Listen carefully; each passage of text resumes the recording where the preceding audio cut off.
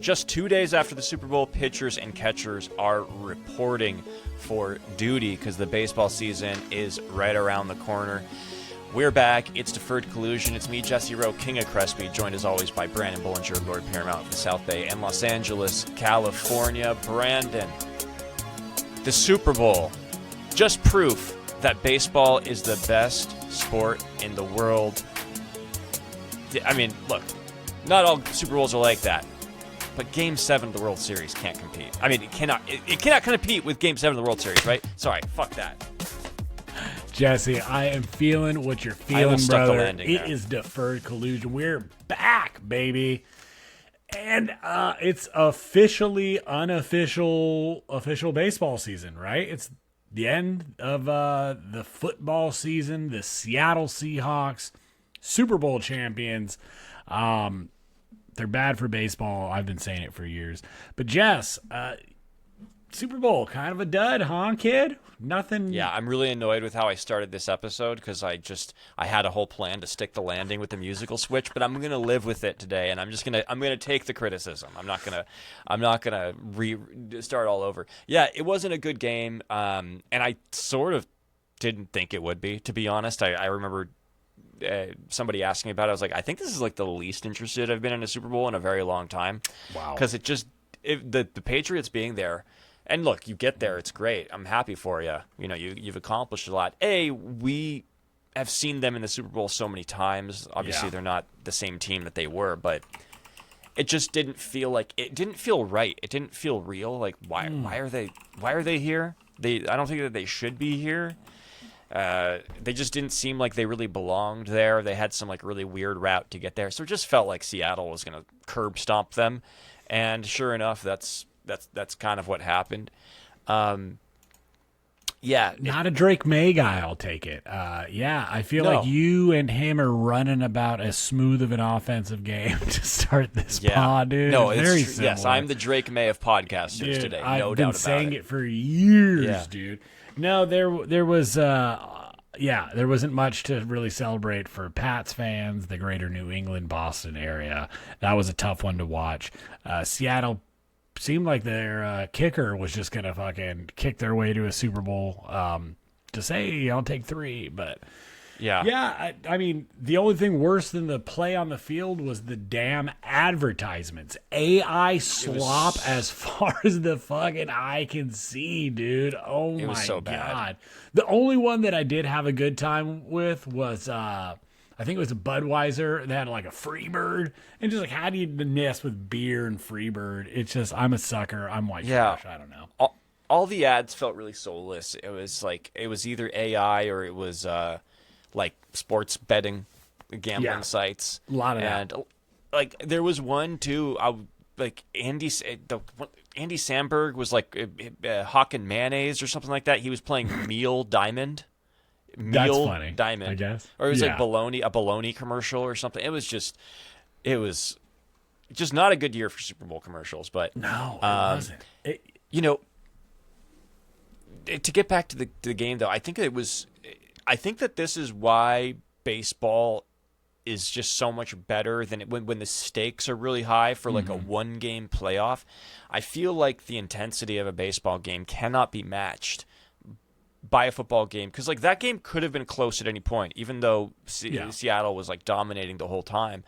All New England needed was like a couple of touchdowns to really. Yeah, it was more or less a possession game for the majority of the game, but it just felt like there was no change, no answers to anything that the Seahawks were doing from New England. They just were incapable. My point is like it felt like a 6-1 baseball game, which is like, it's very much, it feels like a bigger blowout than it is. Where in baseball, that 6-1 actually feels like something that is attainable, like that you can come back from because it's untimed. There's no time limit at the end. Like theoretically, I saw Baseball is Dead actually making this point, so I'm sort of just rehashing this one, but like theoretically, the game can go on forever. You know, whereas in football, you are on a time limit. If you're down by 3.5 scores with like 5 minutes left, you're probably done. Yeah. Where, in baseball, if you're down by 5 runs with 2 innings left, anything can happen. 1 3-run home run, you're right back in the game. So, it just there's nothing that can match the intensity of a 1-game playoff in baseball versus that of football. And I just. Obviously, not all Super Bowls are like this, but we're coming off back-to-back Super Bowls that were kind of uncompetitive. Snoozers. Yeah, snoozers. And it just, there wasn't a bad game in the World Series, even Dodgers Yankees last year. I know that was a gentleman's sweep, but like most of the games were pretty good. Pretty close, pretty competitive. Blue Jay in the World Series, we just saw like razor thin margins, and it just. That's why baseball is the best sport in the world, because no matter how the odds makers can stack it, it's like any given Sunday, like literally any given day in baseball. Yeah. The best team can lose. Look, there's a level of parity, right, that happens in baseball. There, we call it the baseball gods, but it's just there's a million variables going on, and on any given night, somebody has their ace wing, somebody doesn't, a pitcher may have gotten, to look back at like the 88 World Series, right? Who's pitching to Gibson? It's Eckersley. Eckersley, right? Eckersley walks, I forget who it is, right in front of I forget. Black guy. Dude, I'm skipping names. But anyways, Eckersley Kirk walked Gibson. him to basically get to Kirk Gibson. But he walked him, and the guy's having a terrible year, but he remembered being on his team like the year before or a couple years earlier, and he was a killer, right? So like what I'm getting at is you never know what player like is giving too much respect to another guy because of what he's done in the past and might be being too careful with him. My point is there's all these things happening, and then boom, Miguel Rojas gets a hanging slider that he parks in the left deck bleachers to send it to extra innings in Game 7 of the World Series. But don't worry, there was a ton of excitement in the bottom of the ninth to even get there. But Jess, I don't even want to talk about Game 7s, right? Game 7s, by their very nature, are going to be more exciting than even, your average Super Bowl, right? It's got to be an exceptional one. But I'll just go out and say it. Game 3 of the World Series that went 18 innings was more exciting than the last 2 Super Bowls combined. Fuck, I'll throw all 3 in. Fuck, the last 3, whatever. Just Game that 6. One game, and there's these narratives that happen, these storylines that start happening in a game, in a series, and it's like, we get like the legend of Will Klein in Game 3.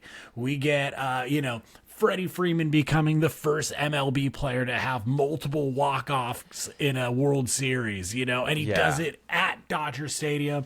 Will Smith almost walked it off in the 10th. There was just all these close calls, great defensive plays, great pitching, and it's just like, dude, you have these little like moments of magic that kind of get forgot about, right? When we're out, like once we've like gotten off the ride, that is a 9-inning game, but like those at bats, right? Where it's like, a pitcher might be battling and finally gets that strike 3 after, 8 pitches, 9, all these little things, all these fly balls, whatever. It's just, there's so much more drama, Jess, that there's more storylines too. There's just way more storyline. And like, not to interrupt you, but like, I think in the NFL, like in the Super Bowl, it's more straightforward. You rarely get like the Malcolm Butler moment with the last time New England and Seattle faced off, where Butler gets the interception on the 1-yard line. Yeah.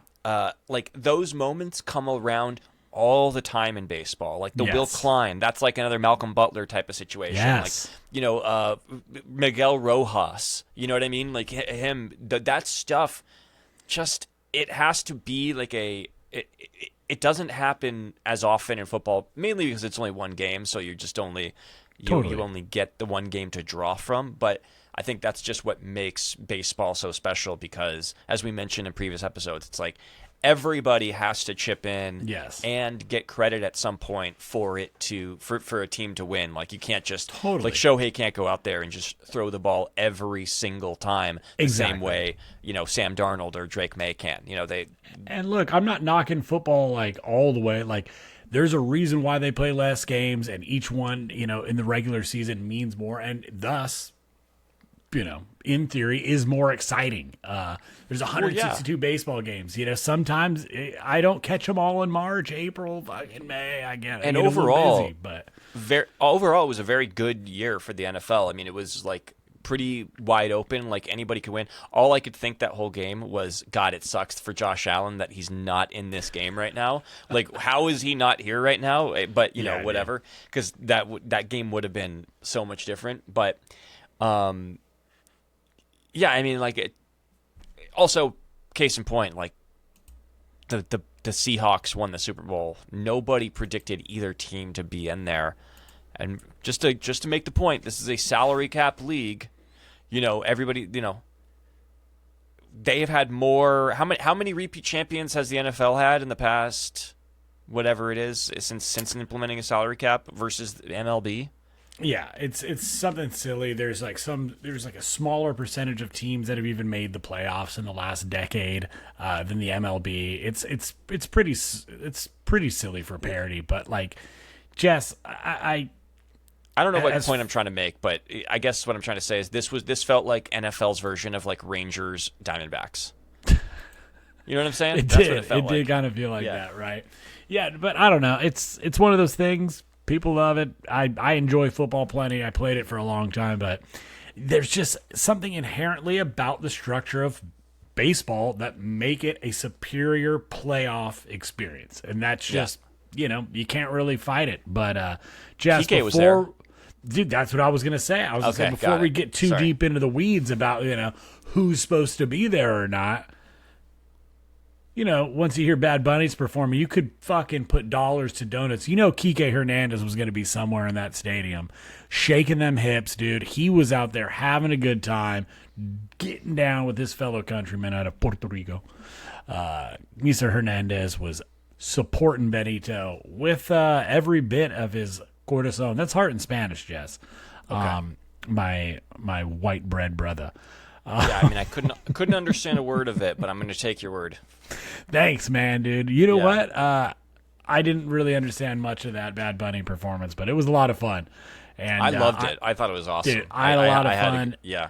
And now I feel like I'm going to be a little bit more knowledgeable when I hear some of these Latin players coming up to bat. And I'm like, oh, I know this song now, because it feels like every other song is a Bad Bunny song. I want to just give Bad Bunny some credit on the baseball front. I saw that he actually I don't know if this is true or not, if this was fake news, so don't quote me on this, but apparently he was offering to cover insurance for some of the Puerto Rican players for the World Baseball Classic, including like Carlos Correa and like Francisco Javi Baez, Lindor. I believe. Yeah, it was Javi Baez. Yeah, so that's super rad. It's super disappointing that a bunch of different players couldn't get signed off from their teams or insurers. So I think the World Baseball Classic has a little bit of it. Like, what's that? He paid for Lindor too, or offered, right? Yeah, you're offered to pay. Yeah, yeah. So it's a little bit of a mud in the eye kind of situation of the World Baseball Classic. We got to figure something out moving forward to allow basically anybody, any star that wants to get out on the field. But look, we're talking about buku bucks, so yeah, I get it that it can get a little tricky insuring people. But Jess, speaking of getting tricky, dude, little old man trickery. Verlander getting $13 million for a 1-year deal, going back home to the Motor City Kitties in Detroit. How is this for a needle mover for you? I mean, they were already the favorites in the AL Central. Arguably a top 3 team in the AL now. Jess, how do you feel? Verlander at the 3 spot, I suppose. 4 spot? Yeah, 4 spot for the kids. Yeah, I mean, he's definitely back into the rotation. Probably, he might even be their 5. I don't know, because I know Reese Olson is going to be out potentially for the year now, which is a bummer for them. This is one of those stories. Justin Verlander came up with Detroit, obviously, so he's going back home, and I think it's pretty awesome, to be honest. I know there are some Dodger fans that hold a grudge against him for his role, for being part of the 2017 Astros team. I'm like, in terms of looking at their pitching, I think everything Verlander did was totally on the up and up. I'm good. He's supposedly one of those spider tack guys. whatever, who wasn't at that point in time, right? Yeah. Verlander is legitimately like a legend, a first ballot Hall of Famer. And so whenever a guy like him, who is in that small inner circle of just truly some of the all-time best pitchers to ever do it, to go back to the team that you came up with, that, you started your career, I think is just a great story. I'm happy to see it. And I'm happy for Tiger fans too, because it kind of feels like something that they probably didn't think they were going to get, because Verlander, won all of his trophies elsewhere.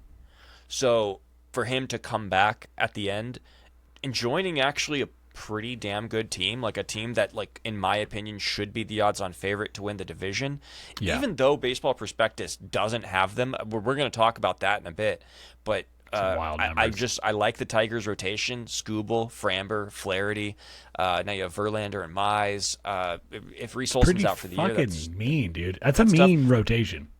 Yeah, I mean 1, 2, 3 is really good, and that can compete with anybody. And if you can get some version of Justin Verlander from a couple of years ago, that's a pretty good bargain deal. So it's pretty cool. And who knows, maybe that's good for Skubal, to get some time with Verlander and potentially to keep him in Detroit, which I would prefer. If Skubal's not going to come to the Dodgers as a free agent, I would prefer he just stays in Detroit, but it doesn't seem like that's probably going to happen. So I love it. I was happy to hear it. It did fire me up, but it does feel a little bittersweet. I would give Detroit a better off-season grading. Who the hell am I to give them a grade? But I would feel better about their off-season if they didn't go into arbitration with Skubal. If they would have signed Framber, then done this deal with Verlander, all with just like, hey, we'll pay you. I would be a lot more excited, especially if I was a Tigers fan. Not that I hate them, but I don't give a shit really. But it just feels like, even though there's this momentum rolling forward, that it is auspicious with going into the the off season, not knowing is there going to be a lockout? Is there going to be games missed? Is there, are we going to be able to re-sign this guy who's going to probably command the most expensive pitching contract in baseball history? And Jesus, dude, if this guy wins another Cy Young this year, or is even in the top 3 or 5 for voting, it's going to be ridiculous. But yeah, enjoy it. It's going to be a lot of fun to see. I just want to see them all healthy all year. I just want to see those dogs in the yard. That's about it. On the Detroit side, hey, go get some bats, Detroit. Do you have any feeling about him reuniting with AJ Hinch? I guess I have a little feeling.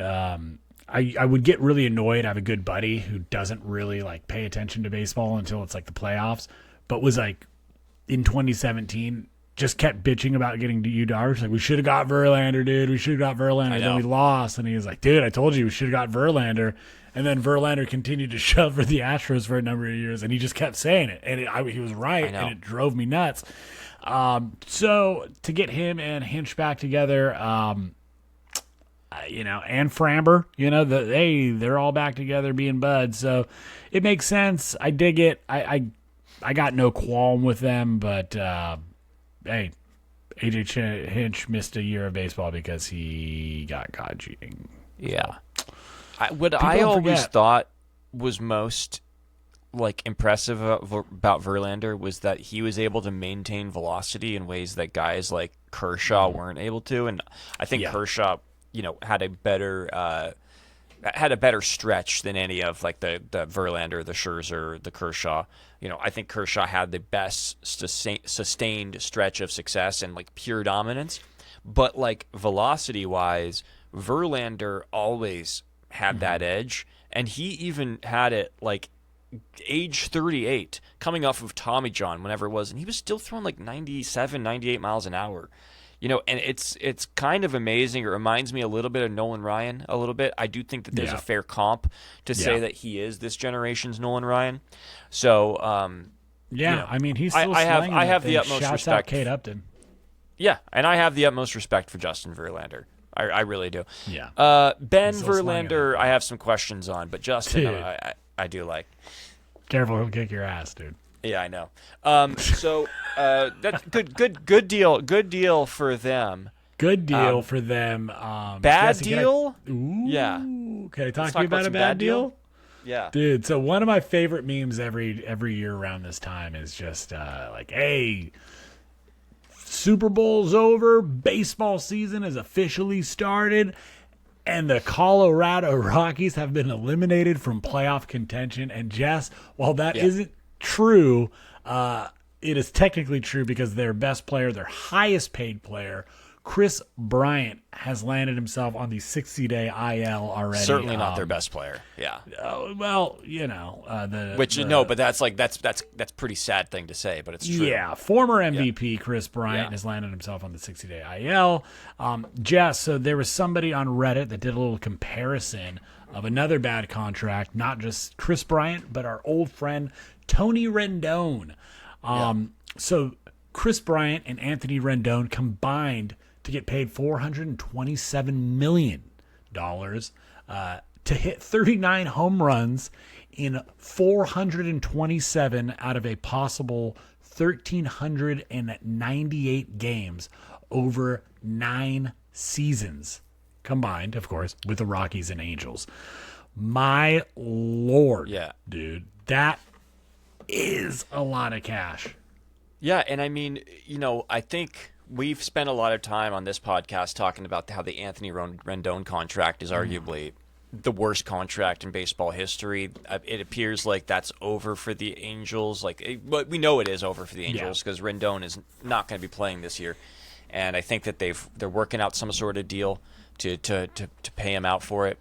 But I do think that there's a fair argument at this point to say that the Chris Bryant Colorado Rockies deal has been just as bad, if not worse, in some cases, because he has not only has he not been the same guy, but he has not been a guy at all. Like he has not been on the field, and cannot seem to stay healthy or stay on the field. And if you were to go and talk to Colorado Rockies management at this point, I'm sure they would lie. But you'd have to imagine that this is, this is on the heels of them trading. They signed Nolan Arenado to an extension, traded him to the Cardinals, and then an offseason later, they signed this terrible contract with Chris Bryant. And it just seems like they're in total, they're in a complete clusterfuck of what to do next. And this contract seems to be really holding them up. And I think that this is. I'm conflicted, Brandon, because I want to criticize it and laugh at it, but I don't want to knock the Rockies for going out and giving the contract to Bryant, because that's something that you want to see teams do, but it's this is the classic case of what a scammy owner would do. They would sign a big name player, do nothing else, cut corners everywhere else, and then they try to put butts in seats and convince you that they're trying to win with this one guy because they'll save money all other parts of the field, and then they put this crappy product out there. And I feel bad for Rockies fans, man. I genuinely do. I don't hate the Rockies at all. I want them to be good. When Coors Field is bumping, it's one of the coolest places in the world to play baseball. Even though it's terrible for pitchers, it's a lot of fun to watch baseball games at Coors Field. Yeah. So this is just an example. It doesn't matter if you spend money. What matters is do you have a well-run organization? And the Angels and the Rockies are basically mirror opposites of each other in each league. They are mirror images of each other in each league. The Rockies are the Angels of the National League and vice versa. Yeah, I think that the Rockies get off a little bit easier. I think they're not quite as mismanaged as Artie Moreno's Angels. However, it's also tougher for them to get pitchers, to be fair. Totally, it's hard for them to get pitchers. But there was nobody when Chris Bryant signed this deal that thought that that was a good deal for the Rockies. Nobody was okay. I guess this makes sense if you're building around him, but they never did build around him. It seems like a rudderless ownership. I mean, they've never figured out the problem of how to develop or any type of pitching talent, or how to trade for it. I don't know. You think that with all that money coming in, you could figure something out. You could do something, because I'm pretty sure people are playing baseball all over Colorado and having a good time and whatever. But it's just, I don't know. It just seems like something's got to give, and it's paying one guy however much he's getting a season, and then nobody else doesn't seem to be the move. So I don't know. Looking forward to what they big brains in Denver come up with this year. What's a worse contract, Rendon or Bryant? Definitely Rendon. I would put Bryant at 2, and then Xander Bogaerts' contract at 3. So with this, why wouldn't Colorado do something that the Angels did? Because we know that like the Rockies have a tough time getting starting pitching to sign in free agency, obviously, because the Coors Field is just a terrible place to pitch. It's where good pitchers go to basically die. Their careers. If you're a pitcher and you get drafted by the Rockies, like you can basically guarantee that you're never going to get a big contract, like a big massive contract, because you're never going to be able to put up consistent numbers like other pitchers would, right? So I understand the frustration for them there, but why wouldn't the Rockies make more trades similar to the one that the Angels made for Grayson Rodriguez? They traded Taylor Ward for Grayson Rodriguez, who's a top pitching prospect from the Orioles. He could be really good. I thought that was actually a really good move by the Angels. Why wouldn't the Rockies do that more than knowing that they can't get top free agent pitchers to come sign for them? It seems like the best thing that they could do is go and make a trade like that, where they would go and get like a top, like a proven like top rookie pitcher that's on team control that somebody's looking to offload. It feels like the Rockies would be a team that'd be primed to do that, but it's almost like they just accept that they're never going to be good at pitching, that it's just they completely rule it out every year. It's not even part of their winning strategy anymore. Because they signed Shigano today, the Japanese pitcher from the Orioles. They signed him today, which is pretty rad, cool, but like fun. That's not going to move the needle for them. That's the only move they've done all offseason. And that's the point, right? It's like it just kind of feels like from an outsider that after like game 163, what was it, in 2019, that after that loss, and then they would go to the wild card, and I think they would lose in a couple games to the Cubs, or maybe that was the year after. It just feels like that whole era of Colorado like ownership momentum, just they punted, right? And then they, like you said, got off the contract with Arenado, and then we're still paying money on it. And it just feels like maybe they're keeping Chris Bryant around just in the hopes that he has one good season so they can justify it all and say, look, this is what we were waiting for this whole time, and it's not our fault it didn't work out. But like you said, like with Rendon, right? It's what point is it just you got to just rip off the Band-Aid and move on? I don't know. Yeah. I don't know the answer, but it does feel like, to answer your question, that just simply not every team is invested in all the ways they can be to win.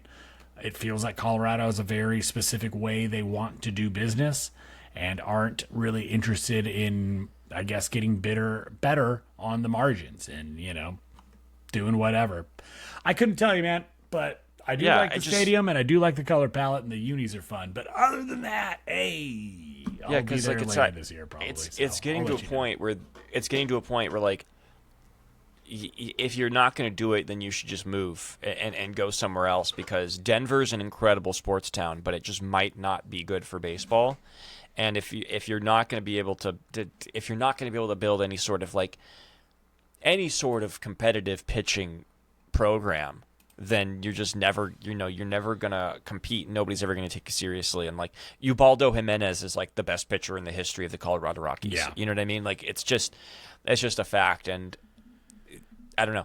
I don't know what the answer is, but I do want more from the Rockies, just because I actually think that that's a great sports town that like would have that has a big enough market to actually shell out some money for free agents, but it just doesn't seem like they want to justify it with any sort of like cohesive strategy, because they can't. That's what they need, right? And I think that's what you're nailing. There is no cohesive strategy. There is no apparent game plan. And I don't know if you're a fan of the Rockies or you got a little bit of a better pulse on what's going on in Colorado. Let us know. Maybe we're missing something. But Jess, speaking of moving, speaking of baseball towns, dude. Let's do some Dodger talk, Branden.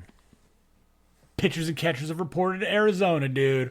Mm-hmm. We're on our way to opening day, baby. It is the start of spring training, pretty much. I don't know any other way to say it, but moves are happening, and Benny Biceps himself, old Ben Rortvedt, how do you say it? Ben Rortvedt. Ben Rortvedt. Well, he's back in Arizona. He's working out with the Dodgers. He's been seen running and working out with one Kim Hae-sung, our Korean model. Jess, you showed me some of his pics for Arena Korea, which were beautiful. The guy he was do adorable, it all. dude. So cute, so adorable. Incredible hot looks. Dude, Yeah. somebody's walking around with nothing because Kim Hae-sung, he's got it all. But him and Benny Biceps working out. They're out early. We've seen Vesia. We've seen Shohei. And we did see one Anthony Bonda, who has been DFA. Jesse, a moment of silence for all of our Cheeto-fingered girlies out there who love our Bonda, bitty Bonda. It was such a pleasure to see you work. 2-time World Series champion, and what an inspiring story. But Jess, I think you will agree with me that outside the smoking hot looks, we didn't get much out of him last year. And No, it's not a surprise. Ball knowers know it's time to move on. It's a tough breakup, but hey, we'll always have the hardware, right? It's not a surprise. He was pretty bad in the in the World Series, especially, and the Dodgers are expected to trade him, I believe, even though he's been DFA'd. That basically he is, he's not going to be on. They're moving off of him, and I do know that they're keeping a roster spot open, and that's. I don't know how they're going to be moving stuff around because obviously they're still expected potentially to sign Kike and bring him back, but also apparently Evan Phillips. The Dodgers do reportedly want to bring him back.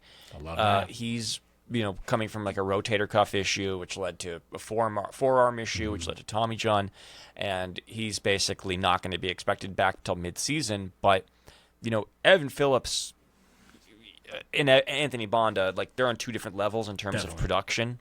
And as much as I liked Anthony Bonda, it just seemed obvious that he had to go. But Phillips, if they can bring him back on the cheap and get him for a late season playoff push, I think they do want to keep a roster spot open for him for a potential reunion. So I would expect that Phillips will be back this year. Ooh, and love that. that's that I would really like to see that because that felt like a missing piece in the Dodgers bullpen this year. Phillips, when he's in that bullpen, the Dodgers bullpen feels so much deeper when he's back there. He's dangerous, man. He whips Treinen it in was there. Treinen eating those innings that Phillips should have been pitching, and tightrope it act.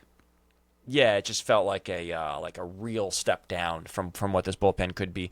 What he'll be coming off of Tommy John, we don't know, but I do expect to see. Gotta take a flyer, right? Gotta see Phillips back because he's still young enough where he could still be really good. Yeah. So I think he's only 35 or something, 34, 35. Yeah, getting him back and effective. You got some back end combination of Phillips, Tanner Scott, Edwin Diaz, and we haven't even mentioned like Vesia or whoever else. Bruce. He's 31. He's 31. Like yeah. So you got some great options back there, and dude, I'm fired up. But Rortvedt's back, which is important because I do think we're going to see, as much as I like Dalton Rushing, like I do think Rortvedt is going to get a lot of run or a lot of opportunity to prove himself here because the Dodgers do have to make a decision on Dalton Rushing if he's going to be the guy behind Will Smith, or do you want to give him an opportunity to be to be a starter elsewhere? Because right now you have the second best catcher in baseball and Will Smith kind of leading the way. Do you trust Dalton Rushing to play 2 out of every 6 games? Is the question. And I've heard some grumblings and Dodger Twitter rumors that maybe he's going to be working out at first a little bit to help cover time for Freddie and cover time for Will, which would make more sense if they're going to carry 3 catchers for the regular season. But it does feel like it's a little bit of a mathematics game to me, Jess. Like, hey, what's the best way to build trade value on a young catcher we know that we don't have room for? Like, we're going to give him some runway, maybe make him a little bit more versatile, and see what we can get for him at the trade deadline. Because just by virtue of being younger, more seen as a prospect, he's going to command more than a Ben Rortvedt would, a.k.a. Benny Biceps. Yeah, I mean, when you compare the stats, realistically, rushing was a better player, right? But it's really a matter of what can you get for rushing now if you were to do this, because Rortvedt was a very effective backup in his time in the playoffs before Will Smith made his return, in the Philly series in particular. Rushing had a pretty good amount of runway last year. His stat line was not good. He played 53 games. He hit 204 with a 258 on base and a 324 slug. That's a 5.82 OPS. That's a 46. I'm sorry, that is a 63 OPS plus. Not and, good. Rortvedt was a 27, so that's not good either. But I do think he's a decent option for the Dodgers if they need him to be. I would like to see Rushing get more run, but I do too, and I did like, in limited sample size, more specifically in the earlier parts of the season. I really like his skill set. I would like to see him develop more, but ask any Dodger fan. Benny Biceps fucking ingratiated himself with a fan base like just about nobody else could. The way he handled that pitching staff, he was swinging the stick, making just like troublesome plays happen. Because if you remember, Jess, Will Smith didn't even play the end of the season. He didn't start even in the playoffs the first few series. He was just kind of coming off the bench and just, I think there's a lot of trust in a guy like that you've already seen handle this pitching staff, and it's like, all right, he's a little older. I think he came up with Tampa Bay, so Friedman kind of knows the system he came up with too. So I'm sure a little bit more familiarity, Jess. But did you have something you want to jump in? Also, one thing about Rortvedt before we move on. Hit it. He does. Are you aware of the boy aquarium fad? No. For like hockey players, because of heated rivalry. There's videos of hockey players who are doing like their pregame stretches where they're like sort of grinding on the ice. It's getting a little sexy, and so they call it, a lot of women who are into it, they call it boy aquarium. So it's they watch boys, doing some sexy stuff on the ice. There is a video of Ben Rortvedt getting a little sexy in his pregame warm-ups in the bullpen. So I just want to, there is a premium with Ben Rortvedt in that department as well. So just throwing it out there. You got to strap yourself in if you're going to go in the bullpen. It's going to be a bumpy ride, ladies. I'm just being gross. But, Jess, it just speaks to that thing that we always talk about with the Dodgers, that it's a very much of a next man up mentality, right? Like it's a you're playing for the name on the front of your jersey, not the name on your back. Yeah, and he's another Austin Barnes, basically. Yeah, exactly. Kind of taking that captain mantle, and it comes from the top down. But, Jess, don't take my word for it. Take our GOAT, generational superstar, Shohei Ohtani.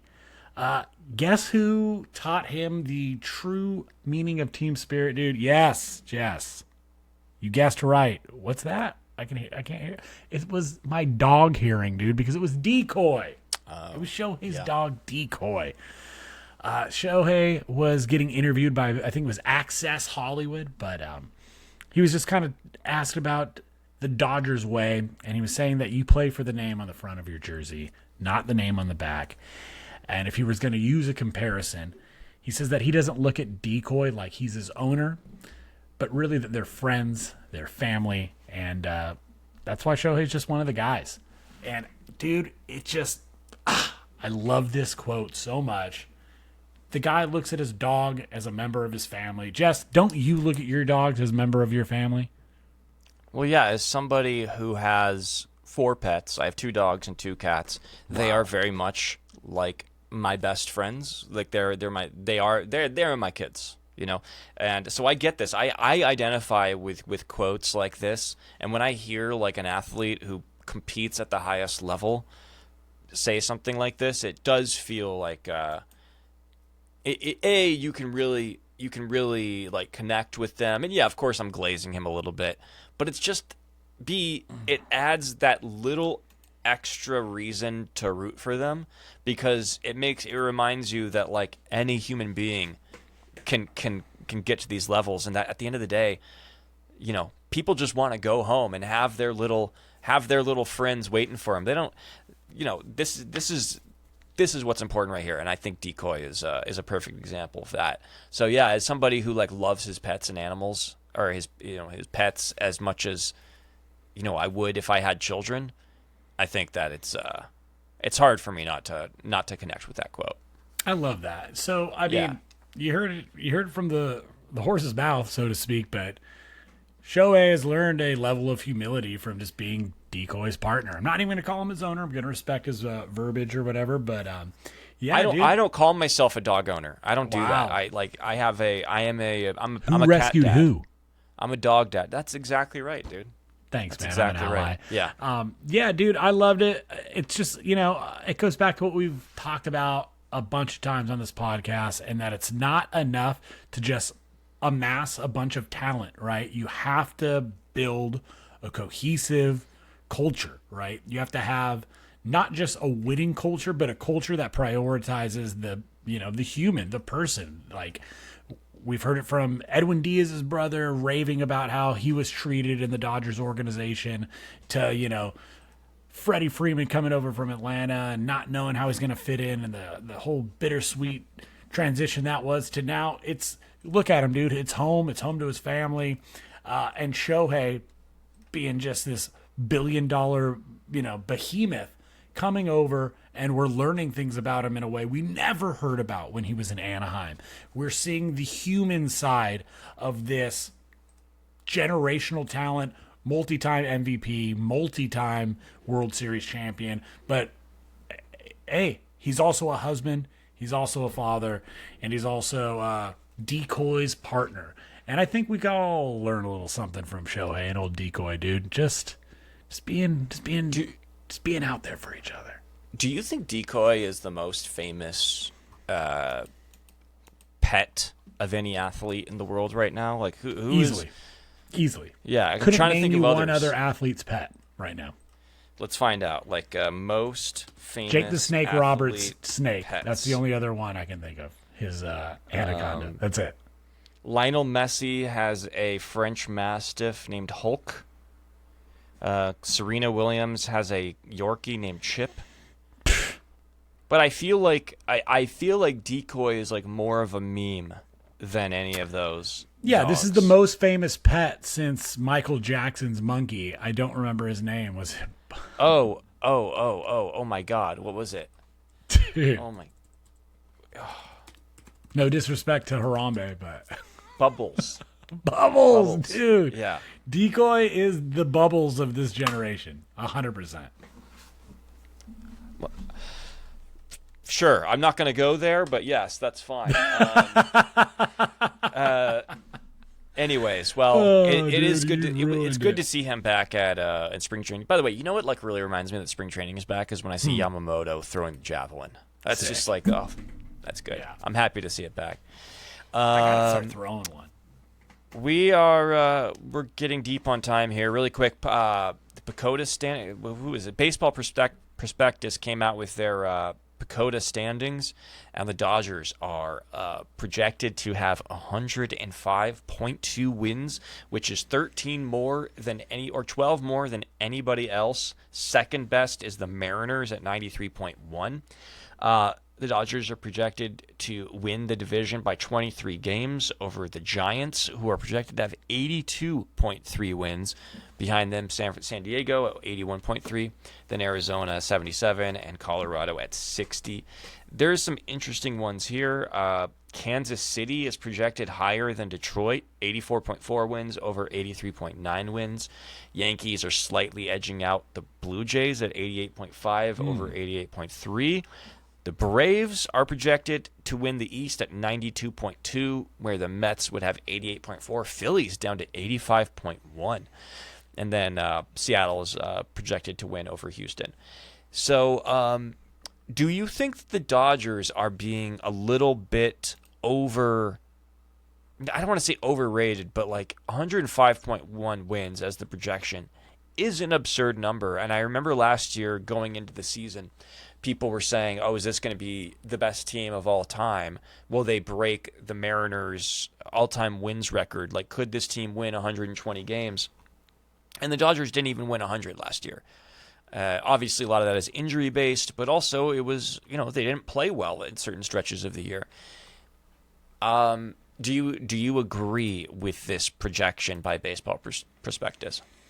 I definitely feel like the Dodgers can win 105 games, but I think that simulated projection is based on like, well, if everybody's healthy every game and the best version of every lineup comes out, 162 games, this is what you're going to get.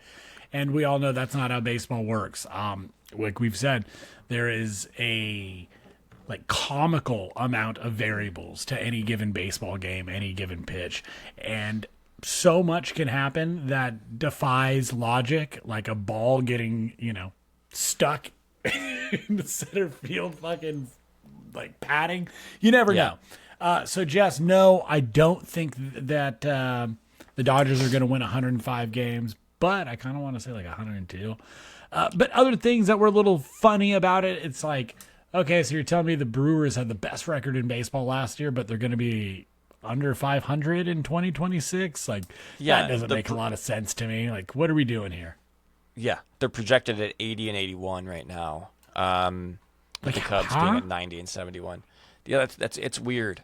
It's wild. And the thing is about the Dodgers, of course they could win 105 games. They could win 120, I wouldn't be surprised, but I don't know if they will, simply because I don't know if they'll need to, and I don't think that setting the all-time win record is in any way something that the Dodgers really truthfully care about. I think they care about getting, especially with how this past World Series worked out, the two past playoff runs mirrored back to back against each other. One was where they didn't have Glasnow or Kershaw at the end, and they really needed them, and so they had to go to a 3-man rotation, including a past, a broken down Walker Buehler and Jack Flaherty, a rental.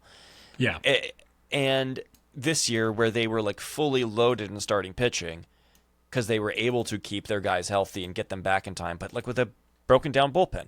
So I think from their perspective, I don't think that they care, and I don't think that they'll need to win 105 games. They'll probably be hey, if San Diego is an 88-win team, if the Giants are an 87-win team or whatever it is, then, we just have to win, 93, 94 games. We just have to get there. And I don't think they care. I will say, I do hope that they go for the home field a little bit more this year, because I do think that it almost hurt them in the World Series. So I agree. And just one last thing that I'll say, just about these PECOTA standings, or Sims, whatever, and maybe why it's not the wisest to put too much stock into them. But just again, going back to Milwaukee, right? I think they won 96 games last year. They're projected to win 80 and a half games and be 10 games behind the Chicago Cubs.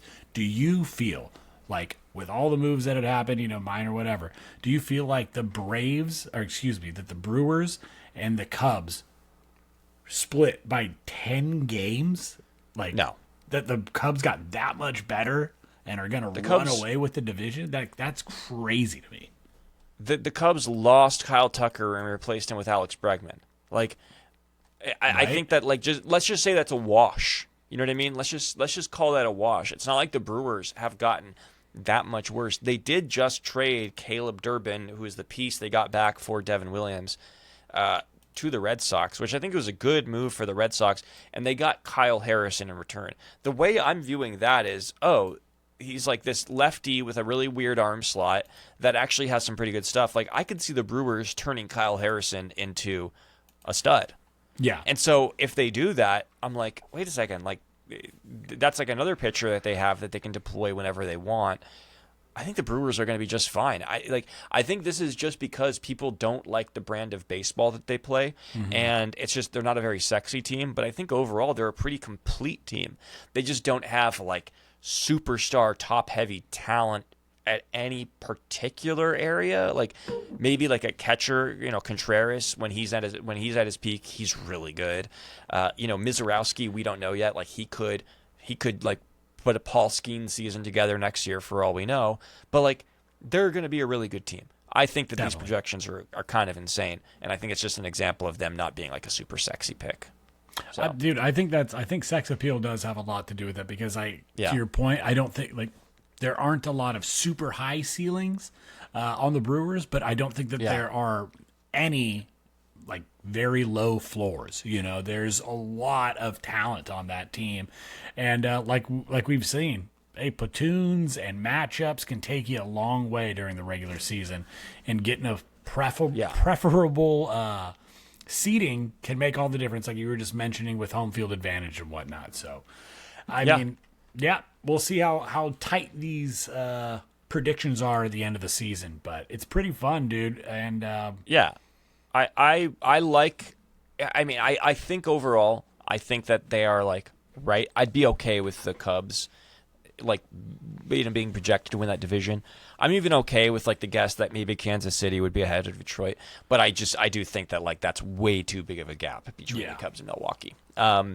One thing I do want to talk about, because I think it's actually pretty interesting, is that there was a report basically because the NBA trade deadline just passed, and obviously Mark Walters is part of the new ownership group for the Lakers, and there was some Laker fans who were a little disappointed with the moves that the Lakers, or the lack thereof, that the Lakers made. The only big splash they really made was they got Luke Kennard, basically a new shooter for them to toy around with. But basically it seems like the offseason plan for the Lakers is that they're going to model their front office entirely after what the Dodgers have done.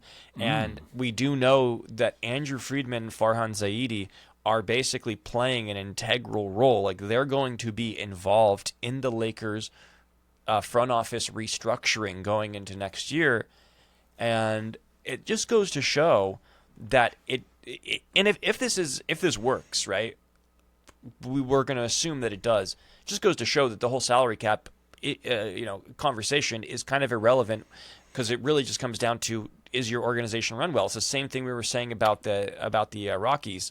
Is your organization making good decisions? Are you allocating your resources effectively and properly? And I mean, as a guy that's like been a Laker fan his whole life, they are second, and they're third in line behind the Dodgers and the Kings. But I still know that LA is like great when the Lakers are rolling. How much of an impact do you think that Friedman and Zaidi and the Dodgers front office influence can make, and how do you think it applies potentially to the Lakers and the NBA? It's always tough to say, right? Because apples to oranges doesn't always necessarily equate, right? We've seen guys like Jerry Reinsdorf had, win multitudes of NBA championships, and then even bring one home to the south side of Chicago in 2011. But not much since. It's a different era, analytics being what they are. Maybe that means there is just enough pure data hawks in the Guggenheim group that can help this Lakers organization improve on the margins, like we've talked about ad nauseum with the Dodgers. Draft better, develop better, take care of players' health and development better, nutrition, all that stuff. It's not just one thing, right, that the Guggenheim Group did when they took over the Dodgers organization. Obviously putting Friedman in charge was a crucial move. But now seeing this move over to the Lakers, I think it makes a lot of sense. It's a couple historic juggernaut-type franchises where the only banners you care about are world titles. Like Kobe said, they don't hang conference titles in Staples. They do that for the fucking Clippers. But Jess, I'm excited for the Lakers, but I'm a little nervous? Is this going to take away time and effort, potentially resources monetarily that would otherwise go to the Lakers, or excuse me, the Dodgers that would now go to the Lakers? I don't know. But how much do you want to bet that the first order of business will be to move on from Bronny James? Yeah. Well, I think that so supposedly what Friedman and the Saidi and the Dodgers people are pressing, they're basically letting them know, like, whatever move you make at this deadline, you have to consider cap flexibility in the offseason, like making sure that like you have as much money available to spend in the offseason. And it's like you think, well, isn't that what every ownership group does? Like, yes, but what they're prioritizing, like you mentioned, is like how to maximize every dollar that is spent. Yes. And I mean, Friedman's whole MO before he came into the league, before he came into baseball, I should say, was he was a real estate guy, and there was a book written about him called I forget if he wrote it or if somebody wrote it about him and his Wall Street buddies, but it was called The Extra 2%. And basically what it was is like, how do you get 2% extra out of your team, out of your employees, out of the people around you, out of yourself every single day? It's just like 2% extra sleep, 2% extra work that day, 2% extra like improvement into your diet, just little things like that. Just like you said, marginal incremental improvements in day-to-day routines that all add up throughout the course of a year, so that by the end of the year you are a finely tuned machine. And Friedman has applied that philosophy into his team building mantra and mentality. And I think that's something that the Lakers have sort of sorely been missing, because so much of it has been, driven by LeBron and clutch sports and big signings, big trades. GM. Yes. Yeah, LeBron as the GM, him sort of controlling things, where I think that they are going to be a well-oiled machine. And how that looks in a salary cap system, it remains to be seen. But I do know that it seems like they are, that's something where I think that like you're going to see the Yankees following suit in years to come, where they're going to potentially have to, and I said this, I called it, they're going to potentially have to let some private equity of some kind or some sort of ownership group come in and take over that can, sustain spending, but also recreate a new philosophy, because they really are like the Lakers of Major League Baseball. And I think that, that day is coming, the more and more money that we see, coming into sports. So that being said, Brandon, last order of business before we go. I didn't want this to happen. I really, really, really was opposed to the idea of this, but Clayton Kershaw has signed on as an NBC analyst for the baseball season. He will be doing broadcasts along with other analysts like Anthony Rizzo and Joey Votto are going to be hopping on. What capacity do you want to see Kershaw's involvement? Like, what do you want to see him do? If there's like a Sunday game, like a marquee game, or a Saturday, I don't know, whatever fucking marquee game of like the month, right? Right. Or if it's bi-weekly, something like that, I'm not going to need to see him or hear him breaking down every broadcast or every game, every night, whatever. I want to see it for special occasions where it warrants like the perspective and inside under the hood look at these players that a first ballot Hall of Famer would command, like obviously Kersh, and arguably Joey Votto is going to be a first ballot Hall of Famer too, but arguably. Rizzo, doubt it, and he's going to be the Hall pretty good. Shouts out. Yeah. But Jess, I hope I only get to see him for special events.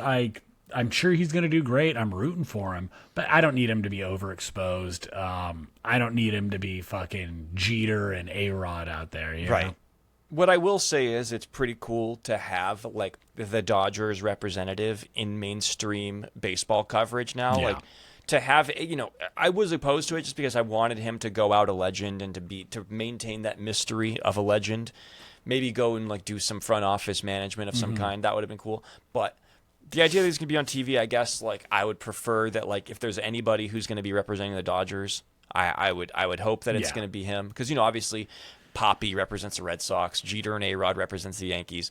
To have Kershaw out there being a guy who represents the Dodgers, I think is pretty cool.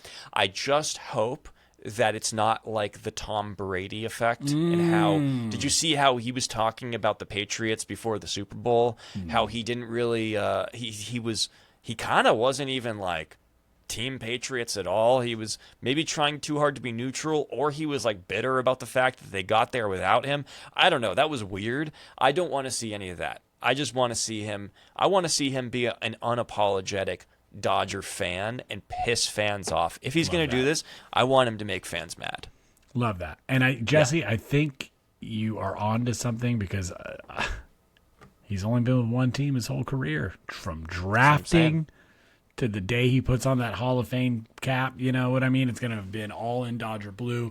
So I hope there is some homering like that, some big Poppy. Doesn't need to be that hard of like the Giants suck. Like, I don't need that, but it would be fun. It would be fun. Yeah, dude.